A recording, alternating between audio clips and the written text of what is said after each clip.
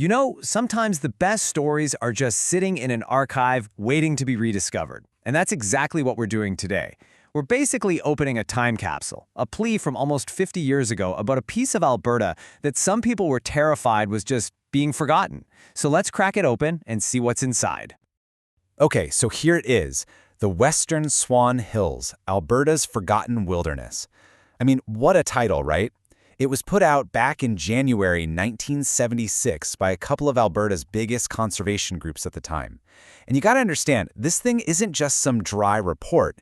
It's really a snapshot, a moment frozen in time, capturing this big fight over a piece of land that was changing, and changing fast.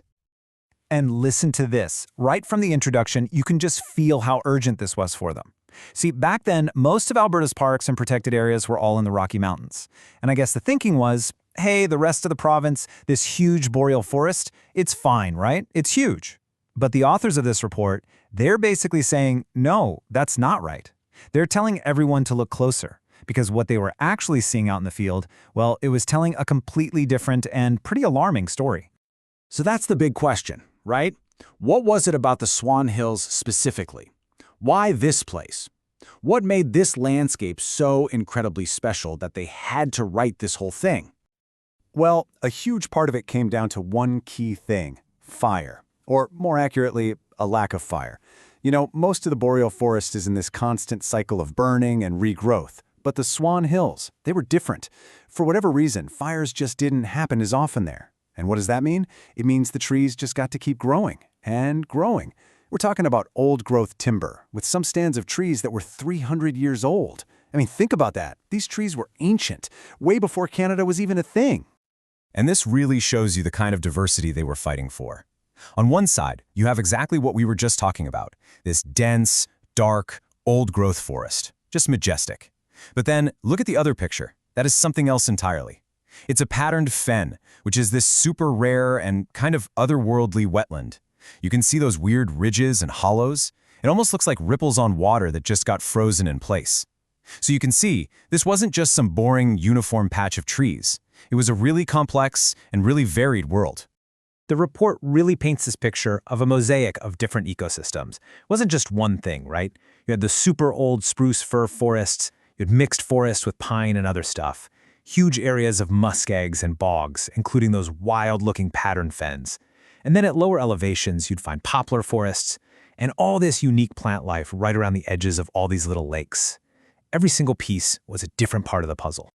And right in the middle of this whole incredible web of life was an animal that pretty much became the symbol for the entire region: the Swan Hills Grizzly. Now, this was not your average grizzly bear. The report makes a huge deal about this, and for good reason. This population was one of the most inland groups of grizzlies anywhere in North America. Think about it. They were way, way out here, far from the mountains where you normally think of them living. They were like this living echo, a unique remnant from a time when grizzlies used to roam all over the plains and the boreal forest. And we are talking about huge bears. The report tells the story about a male grizzly they trapped back in '55. They estimated its weight at nearly 1,000 pounds. Can you even imagine? That is just a massive, massive animal, a true king of this forest. So here's the really crucial point, the thing you have to get. The conservationists back in '76, they weren't just trying to save a handful of bears. They believed they were trying to save an entire, unique ecotype. It's a scientific term, but it basically means a totally distinct version of the species. A population that had adapted specifically to this habitat, this boreal forest. They were different from their cousins up in the mountains, and if they were lost, well, that would be it. Gone forever. Okay, so you have this unique paradise, right? Ancient trees, these one-of-a-kind grizzlies, but it was all under incredible pressure. And this is the real heart of the conflict in this whole 1976 report. The thing is, the problem wasn't just the oil rigs or the logging itself. It was what came with it: access.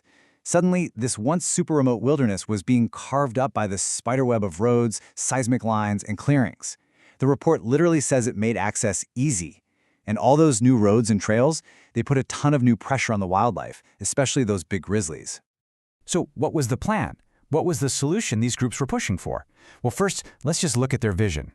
This map, right out of the report, shows the big chunk of land they wanted to protect. They called it the Western Swan Hills Recreational Wilderness, and the idea was to keep this whole core area safe and intact. But here's the giant problem they were up against. Take a look at this next map. It's from 1974, just 2 years before their report. And it shows that exact same area just completely blanketed with petroleum and natural gas leases. So the landscape they saw as this pristine, vital wilderness, on paper, it was already zoned for industry. And it wasn't just oil and gas, not by a long shot. Let's add another layer to the map, forestry. This one shows all the existing timber licenses and planned logging areas, just slicing and dicing right through the heart of their proposed wilderness. You can see the conflicts so clearly, can't you? It's their vision of preservation laid right on top of a very different reality of industrial commitments. So faced with this, it's a pretty daunting picture, right? But the authors of the report, they didn't just throw up their hands. They didn't just point out the problem. They actually came up with a really detailed, pretty practical plan to try and save the place. Okay, their strategy basically had 3 key parts. First, the big one, create that large recreational wilderness area we saw on the map. Second, they wanted a more normal provincial park created over at Freeman Lake, on the edge of the area. And third, they pushed to support this smaller but much stricter ecological reserve on a place called Goose Mountain, which would be purely for scientific study. So yeah, it was this multi-layered approach to conservation. And each of these proposed areas had different rules, all tailored to its specific purpose. So for the big wilderness area, yeah, you could still go hunting and fishing. But, and this was a huge but, they proposed a total ban on killing any bears. That was all about protecting that unique grizzly population. The ecological reserve, though, that was way stricter. No camping, no cars, no nothing really. The whole point was to keep it totally undisturbed for science. So, as we kind of close the cover on this document from almost half a century ago, what we're left with is the echo of this really powerful plea they were making back in 1976. You know, when you really look at it, this report was so much more than just a bunch of data and maps. It was a passionate argument. They were just trying to get people to see the value in this incredibly complex, wild, and totally unique landscape. They were pleading, really, with everyone, the government, the public, to make a different choice, to set this place aside before it was just too late. Which leaves us with this big question hanging in the air, one that's just as relevant today as it was in 1976. What happens to a forgotten wilderness when someone tries to make us remember?